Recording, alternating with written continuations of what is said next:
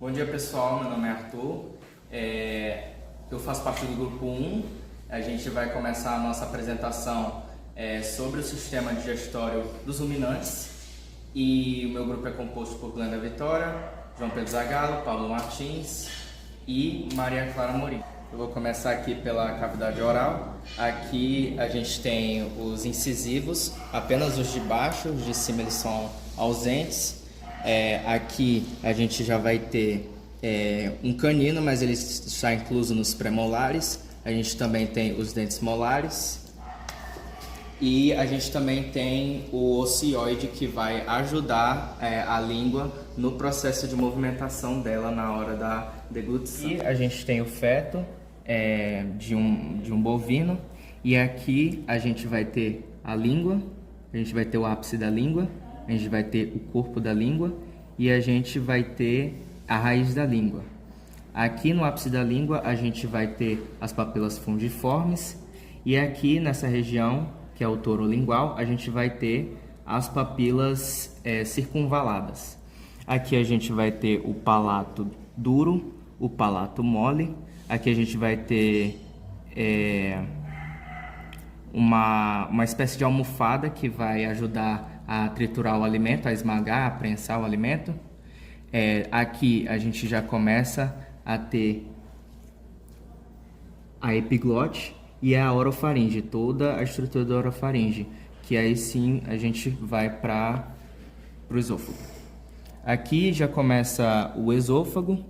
O esôfago ele começa mais dorsalmente em relação à traqueia. Ele vai continuar dorsal, depois ele vai se lateralizando e depois ele começa a voltar a ser dorsal. Lembrando, pessoal, que por se tratar de um ruminante neonato, ele ainda não consegue fazer o processo de ruminação da forma correta, ou seja, ele ainda não consegue quebrar a celulose.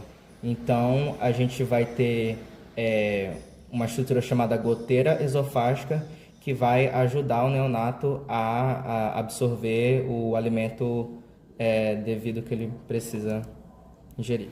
Agora a gente vai falar sobre o rumen, ou o estômago, né? Esses animais eles são poligástricos, então o estômago deles é dividido em 4 compartimentos. A gente vai ter rumen, retículo, omaso e abomaso. Falando um pouco sobre as papilas, para diferenciá-los, o rumen ele tem papilas mais parecidas com a língua. O retículo ele tem papilas em formas de favo de mel. E o omaso ele tem papilas folhosas. Já o abomaso é muito semelhante com o estômago dos monogástricos. Falando do rumen, o rumen é dividido em 2 partes. Uma parte ventral e uma parte dorsal.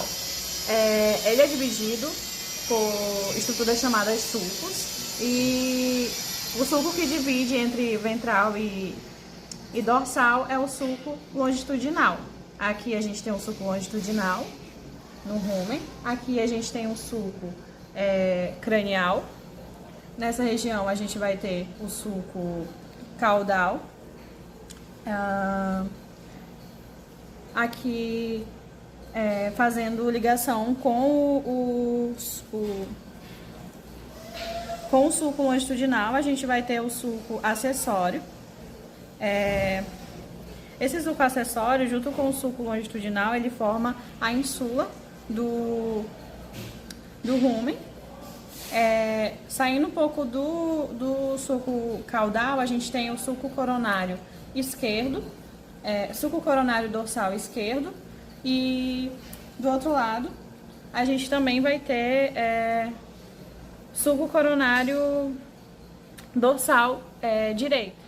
Lembrando que esses sulcos eles são espelhados, então se a gente tem direito, é óbvio que a gente também vai ter esquerdo, sulco longitudinal esquerdo, sulco longitudinal direito e assim por diante, sulco acessório direito, sulco acessório esquerdo, sulco coronário. Já os sulcos coronários, a gente tem sulco coronário dorsal e sulco coronário ventral. Assim como direita e esquerda, a gente também tem na parte ventral coronário dorsal coronário ventral, esquerdo e direito.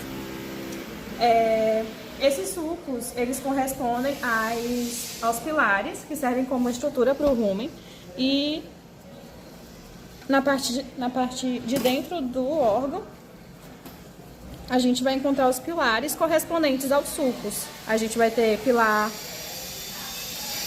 dentro do rumen, na parte do sulco longitudinal, a gente vai ter o pilar longitudinal. Na parte do sulco acessório, a gente vai ter pilar acessório, coronário e assim por diante. Saindo do rumen, a gente vai ter a segunda câmara do estômago do ruminante, que é o retículo. Como eu já falei, ele tem papilas em forma de favo de mel e ele vai auxiliar o rumen na regurgitação. Depois que o alimento volta,